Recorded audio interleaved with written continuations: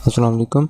Analytic number theory के lecture number 3 में आपको खुशामदीद कहते हैं। थ्योरम नंबर 4 है, if a divides b and b divides a then show that a is equal to plus minus B.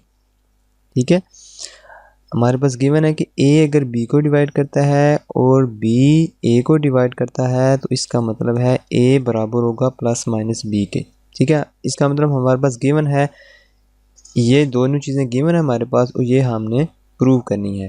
तो जो given है वो पहले लिख देते हैं, एज ए डिवाइड्स बी,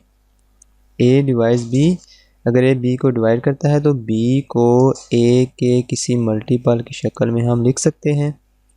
इसको 1 का नाम दे देते हैं। और C1 क्या है, C1 ये इंटीजर है। ठीक है, और एज आल्सो दूसरी चीज़ हमें क्या गिवन है कि बी ए को डिवाइड कर रहा है, आल्सो बी डिवाइड्स ए। तो इसका क्या मतलब है कि ए को हम बी के मल्टीपल की शक्ल में हम लिख सकते हैं। ठीक है, इसको हम नाम दे देते हैं 2 का। और C2 कहाँ से है, सेट ऑफ इंटीजर से है। ठीक है, अब यहाँ पे b की वैल्यू 1 में से उठा के इस 2 में पुट कर देते हैं।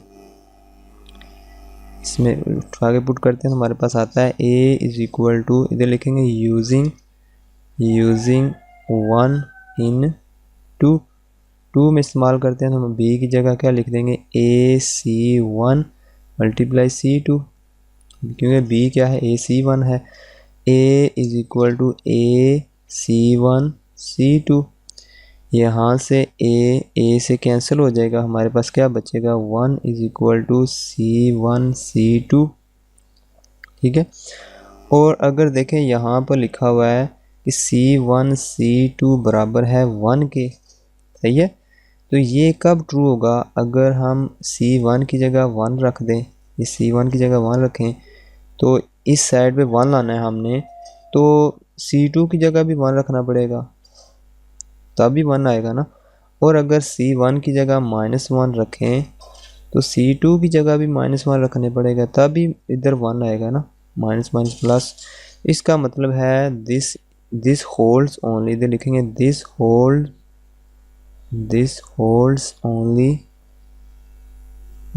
इफ C1 की जगह अगर +1 रख दें या -1 रख दें और C2 की जगह भी क्या रख दें, +-1 रख दें तो हमारे पास 1 आ जाता है। सही है, यानी कि अगर C1 की जगह +1 रखेंगे तो C2 की जगह भी +1 रखना पड़ेगा। अगर C1 की जगह -1 रखना है तो C2 की जगह भी -1 रखना पड़ेगा, तब ये दोनों जो इक्वेशन है ये ट्रू होगी, या ये जो रिलेशन है ये ट्रू होगा सिर्फ इन 4 वैल्यूज़ के लिए।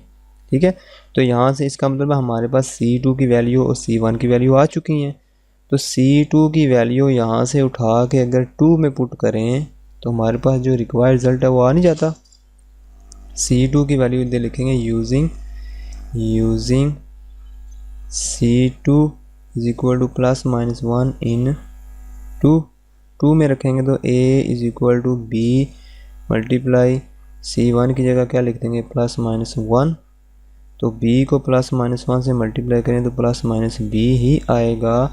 तो यही हमने प्रूव करना था, विच इज़ रिक्वायर्ड